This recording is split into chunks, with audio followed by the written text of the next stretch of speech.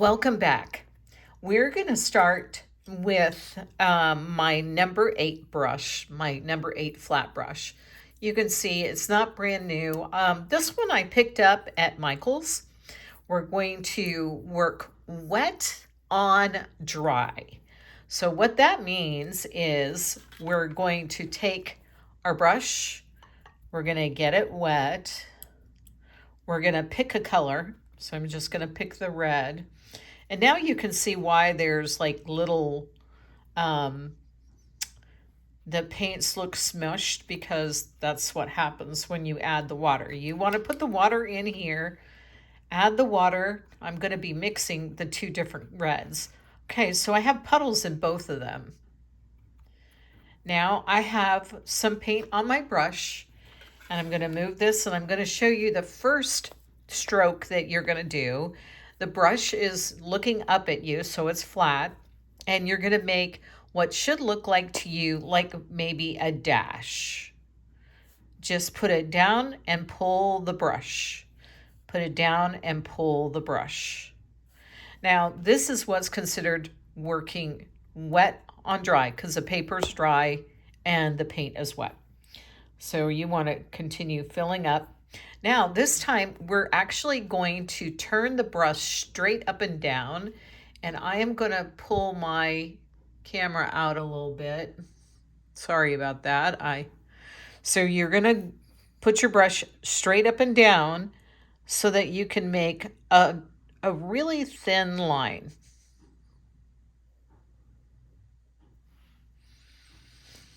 Now, I want you to that you were going across. Now I want you to pull it down towards you. Just make like 3 of them. Now that you've done that, we're going to take the brush. Just go ahead. If it feels like it's a little bit on the dry side, pick up some more paint. Now this is called, I call it the flick. It might have a different term, but I call it the flick. You're going to put the corner of your brush down. You're going to push down, carry the weight, and then you're going to pull up. You're going to put the corner down, you're going to press all the way down, and then you're going to flick up. Up. And if you're going to have, it's going to come out different shapes. Like you can see, this one has a little bit of a wobble. So just keep practicing that. The whole goal here is to create a petal look. Now, the 2 more shapes that we're going to do, and then we're going to stop. So this is the loop. And what you're doing is you're going from the inside and you're going to create like an oval, adding pressure. Then you're releasing the pressure and connecting. So you have like a point. Now, you could take this and actually make it more of a U shape. Just like that. Now you can see my brush is a little bit on the dry side, so I picked up some water. You can tell when it's starting to get dry when you have this look here where you start seeing the paper. So go ahead and make sure that you have more wet in your palette so that there's wet paint on your brush. All right, now that is what we're going to use to make our flower. I'm going to have you take a moment and practice this, and then we will come back in the next short and do the flower. Now that you've practiced a few times, we're going to create a flower. This is where you could take a pencil and very lightly on your paper, on your practice paper, which, by the way, the paper you can use watercolor paper, you can use copy paper to practice on, and you can also use mixed media paper. Now, you can, when you're practicing, you want to get the mixed media paper is great and it's affordable. The copy paper is something that you're just going to be testing samples on. It's not something you want to keep. And then, of course, the watercolor paper is for your finished products. Also, for practice where you want to keep that practice paper. I suggest whenever you practice, you put a date on it so that you remember when you did it and you can see how far you've come. Now, we're going to take that flick method. Now, I've created a circle here, so I'm going to try to zoom in a little bit so you can see this. See, there's an outline of a circle. The sketch is a little bit darker than I would normally do it, but just for your reference, you can see. Now I'm going to pretend like there's a little circle on the inside, and this is where my petal's going to start. I'm going to press, and then I'm going to flick up. And then I am going to turn my paper while I'm working. Going to connect and flick up. Get that point down here and then flick. And then you're going to notice that the petals have they have different consistencies, they have different shapes. They're not perfectly the same size. And also, when you're doing this, you got to think about nature. Nature never comes in exactly four petals or three, it's usually odd numbered petals. I'm really having a hard time talking, so thank you for being patient with me. All right, so there you have your flower. Now I'm going to rinse off my brush.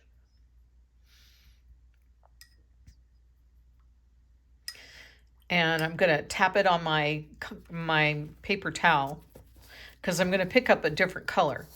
Now remember how we did this line here, this line right there? So I'm going to go in, and now I'm going to put some of my water into my green. And see, I have some green mixed over here. I'm going to pick up a little sage. I'm going to put it in here. And then I'm going to take this brush. I could use a different brush. I could use a finer brush, but I'm just going to use this since I have it in my hand. And I'm going to create where the stem would be. Now, I'm not making a solid line. I'm just kind of dabbing the paper with it. Let's see. Let me adjust this so you can see. If you look really close, you'll see that it's not a continuous line. Then I'm going to come back in and I'm going to create where my petal is going to go. And at this point, you could make your petal like this teardrop where you're going to pull it out and you're going to come around and in and connect it.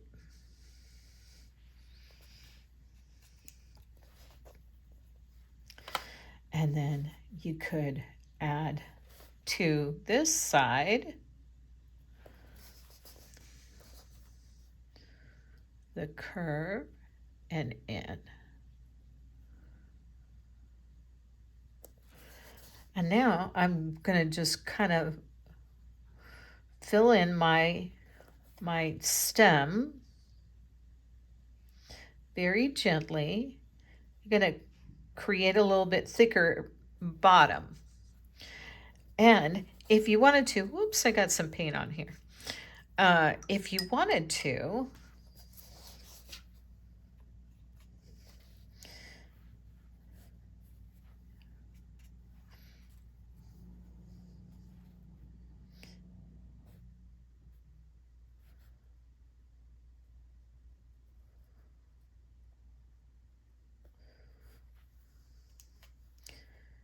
you can come in here and use that tip and create another one.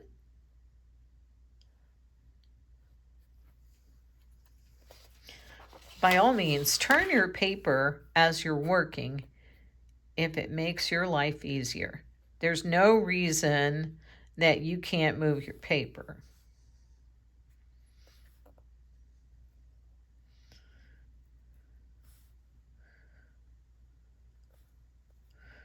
All right, now you might be sitting in judgment of this right now and saying, well, I'm not sure I really like that. and that's okay. Right now, what we're doing is we're just putting the steps together. So uh, you can also come back in here, and I'm picking up a little bit of yellow, and I'm going to drop it into my leaves. I'm adding water, and then just dropping it in.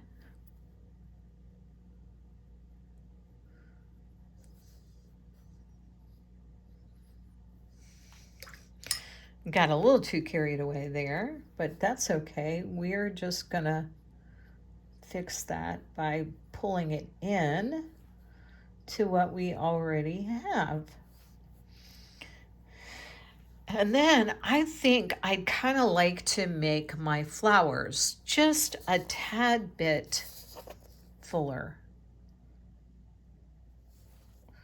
So I'm gonna take my petals and I'm just gonna make them a little bit larger.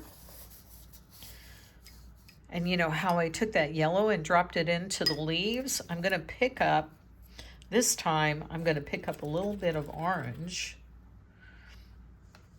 and I'm gonna drop that in.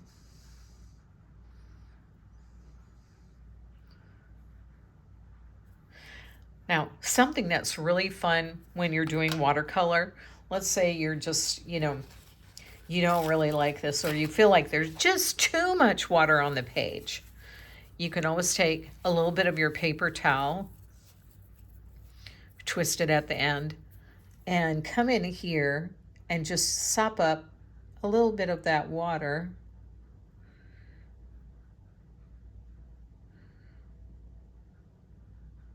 In different areas.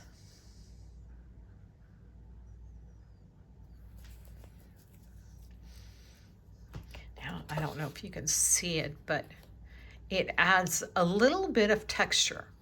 All right, so I'm not absolutely crazy about that, but that's really that we're gonna do it again, but this time we're gonna change it up and use different leaves. So we're gonna take a little bit of our orange and yellow and a little bit of our red, and we're gonna create, I'm not going to, this time I am not going to put a circle. I'm just gonna create my circle. So now I could stop right here on the 3 petals because that looks really great, but I'm going to go ahead and go all the way around. Just pull it, meet it in the center. That's the tip. It's going to go down and you're going to press up and pull. Oops. See how that turned out?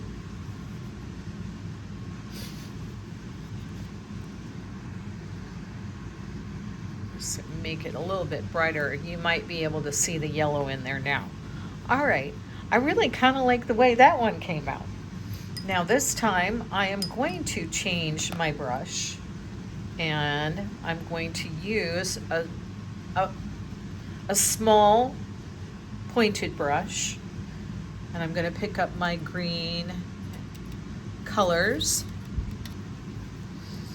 and I'm going to create that stem. And it's okay if it's not a consistent line. That is okay. I'm going to create a little bit of the stem part of it. Can't think of the word.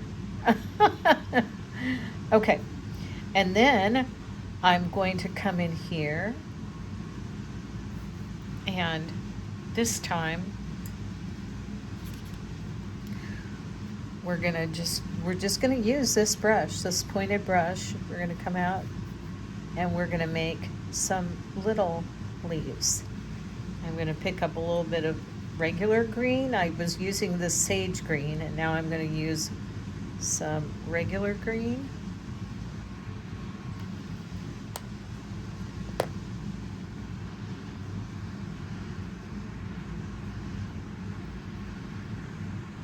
We're going to pause for a minute while I get a cord because my battery's running low.